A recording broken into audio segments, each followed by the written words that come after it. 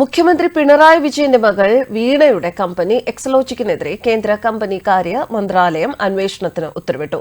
സാമ്പത്തിക പരാതികളിൽ അന്വേഷണം വേണം എന്ന വിലയിരുത്തലിലാണ് ഉത്തരവ്. 3-അംഗ സംഘമാണ് അന്വേഷണം നടത്തുക. 4 മാസത്തിനുള്ളിൽ അന്തിമ റിപ്പോർട്ട് സമർപ്പിക്കണം.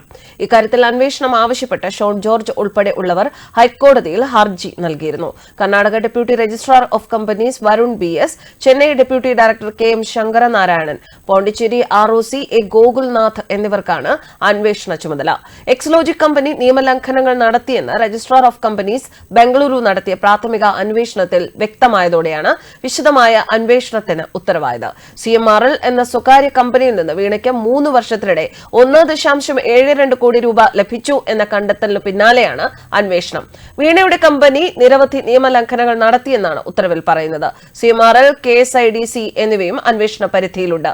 3 സ്ഥാപനങ്ങളുടെ മുഴുവൻ ഇടപാടുകളും വിശദമായി അന്വേഷിക്കും. കോടിക്കണക്കിന് തുക നികുതി വെട്ടിപ്പ് നടത്തിയ വീണ വിജയന് കുരുക്കുമുറുകുകയാണ്. സേവനങ്ങളൊന്നും നൽകാതെ വീണ വിജയനും എക്സലോജിക് എന്ന കമ്പനിയും വെട്ടിച്ചത് കോടികൾ എന്ന് CMRL managing director SN Sasidharan കർത്തായുടെ മൊഴിയിൽ പറഞ്ഞിരുന്നു. ലഭ്യമായ കണക്കനുസരിച്ച് വീണയ്ക്ക് 55 ലക്ഷം, എക്സലോജിക്കിന് 1.17 കോടി എന്നിങ്ങനെ മൊത്തം 1.72 കോടി രൂപയാണ് കിട്ടിയത്. കമ്പനിയുടെ ചിലവുകൾ പെരുപ്പിച്ചു കാട്ടി വൻതോതിൽ നികുതി വെട്ടിച്ചതായി പരിശോധനയിൽ കണ്ടെത്തുകയും ചെയ്തിരുന്നു.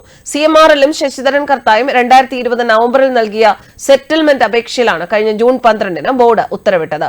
ചില പ്രമുഖ രാഷ്ട്രീയ ട്രേഡ് യൂണിയൻ നേതാക്കൾക്കും പോലീസിനും ഉദ്യോഗസ്ഥർക്കും മാധ്യമ സ്ഥാപനങ്ങൾക്കും നിയമവിരുദ്ധമായി കോടിക്കണക്കിന് രൂപ നൽകിയതിന്റെ തെളിവുകൾ CMRL chief financial officer K. Suresh കുമാറിന്റെ വീട്ടിൽ നടത്തിയ പരിശോധനയിലാണ് ലഭിച്ചത്. CMRLുമായി വീണയും എക്സലോജിക്കും ഉണ്ടാക്കിയ കരാറുകളുടെ രേഖയും ഈ പരിശോധനയിൽ ലഭിച്ചിരുന്നു. മുഖ്യമന്ത്രി പിണറായി വിജയന്റെ മകൾ വീണയ്ക്ക് Cochin minerals and rutile limited എന്ന സ്വകാര്യ കമ്പനിയിൽ നിന്ന് മാസപ്പടി ഇനത്തിൽ 3 വർഷത്തിനിടെ ലഭിച്ചത് 1.72 കോടി രൂപയായിരുന്നു.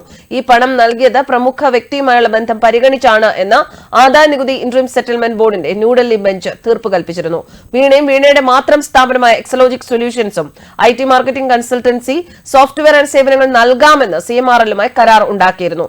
സേവനങ്ങളൊന്നും നൽകിയില്ല. എന്നാൽ കരാർ പ്രകാരം മാസം തോറും പണം നൽകി എന്ന് CMRL managing director SN Sasidharan Kartha ആദായ നികുതി വകുപ്പിന് മൊഴിയും നൽകിയിരുന്നു. 2017-20 കാലയളവിൽ മൊത്തം 1.72 കോടി രൂപയാണ് വീണയ്ക്കും എക്സലോജിക്കിനുമായി ലഭിച്ചത്. ഇത് നിയമവിരുദ്ധ പണമിടപാടാണ് എന്നും ആദായ നികുതി വകുപ്പ് വാദിച്ചിരുന്നു. ലഭിക്കാതിരുന്ന സേവനങ്ങൾക്കാണ് പണം നൽകിയത് എന്ന് ശക്തമായ തെളിവുകളുടെ അടിസ്ഥാനത്തിൽ സ്ഥാപിക്കാൻ ആദായ നികുതി വകുപ്പിന് കഴിഞ്ഞിട്ടുണ്ട്. ബാങ്ക് മുഖേനയാണ് പണം നൽകിയത്. ബിസിനസ് ചെലവുകൾക്ക് പണം നൽകുന്നത് ആദായ നികുതി നിയമപ്രകാരം അനുവദനീയവുമാണ്. എന്നാൽ വീണയ്ക്കും കമ്പനിക്കും നൽകിയ പണം നിയമവിരുദ്ധ ഇടപാടിന്റെ ഗണത്തിൽ പെടണം എന്ന ആദായ നികുതി വകുപ്പിന്റെ വാദം ബെഞ്ച് അംഗീകരിക്കുകയും ചെയ്തു. 2019 ജനുവരി 25-ന് CMRLന്റെ ഓഫീസിലും ഫാക്ടറിയിലും MDയുടെയും പ്രധാന ഉദ്യോഗസ്ഥരുടെയും വീടുകളിലും ആദായ നികുതി വകുപ്പ് പരിശോധന നടത്തിയിരുന്നു.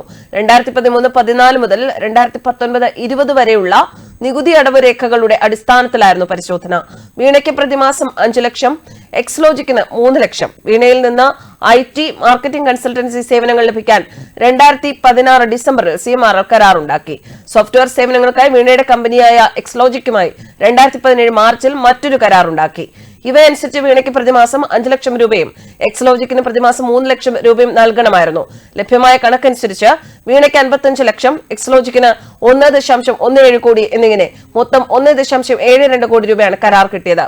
കരാർ പ്രകാരമുള്ള സേവനങ്ങൾ എന്തെങ്കിലും ലഭിച്ചതായി തങ്ങൾക്കും അറിയില്ലെന്ന് CMRLന്റെ chief financial officer K. Suresh കുമാറും chief general manager P. Suresh കുമാറും മൊഴി നൽകിയിരുന്നു. മൊഴി പിൻവലിക്കാനായി കർത്തയും കമ്പനി ഉദ്യോഗസ്ഥരും പിന്നീട് സത്യവാങ്മൂലത്തിലൂടെ ശ്രമിക്കുകയും ചെയ്തു.